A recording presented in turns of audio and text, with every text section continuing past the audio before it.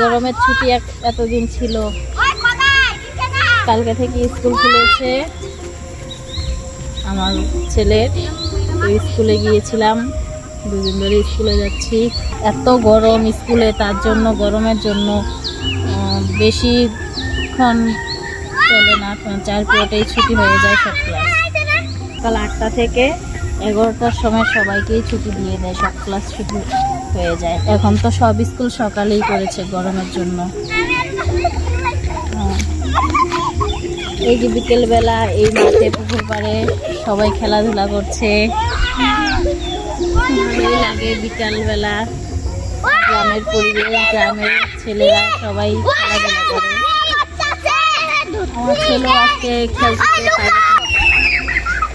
এদিকে এদিকে, জঙ্গলে যাস না সব।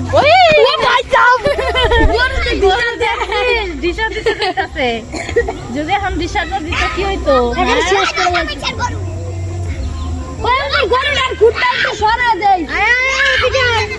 দিশা দিলে কিন্তু একদম কাট গলা দিব। দেখ দেখ দেখ, জঙ্গলে জঙ্গলে যায় না। জল দিয়ে একটু উপরে আসলাম, উপরে আসে ভালোই লাগবে। একটু ঠান্ডা করেছে দিনটা, তাও যদি বৃষ্টি হয়, একটু বৃষ্টি হলে ভালো হতো।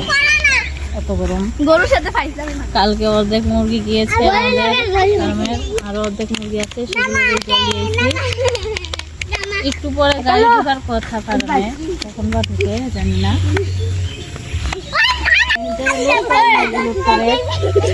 তারা তো 2 দিনে তাদের আসতে হয়, নাহলে কালকে রাত্রে তাও 2টা বেজে গেছে মুরগি লোড করতে করতে। আমরা যাইতাছি গা।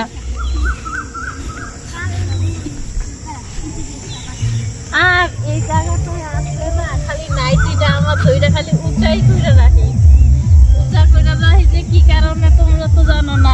কাটা কাটা চুল কাটা, আমরা তো চুল কাটাই বলি। এগুলো না জামা মধ্যে লাগলে আর উঠে না, আর জামা মধ্যে লাগলে এই তো গরমের মধ্যে সেই চুলকায়, পাটা একদম চুলকাইতে চুলকাইতে একদম মনে হয় যে বক্ত বেড়ে গেল, খুব চুলকায়। হাঁটতে ভালো লাগে, কিন্তু কি এই যে এখন বেশি বর্ষা দিনে এই চুলকাটা গুলাই হয় ঘাসের মধ্যে। আর জামার মধ্যে বাজলে তো আর উঠেই না। তো মুরগি আজকে সব ক্লিয়ার করে চলে গেলেই কালকে থেকে একটু রেস্ট করবে। সবাই ভালো থেকো, সুস্থ থেকো, আবার পরের ভিডিওতে আসবো।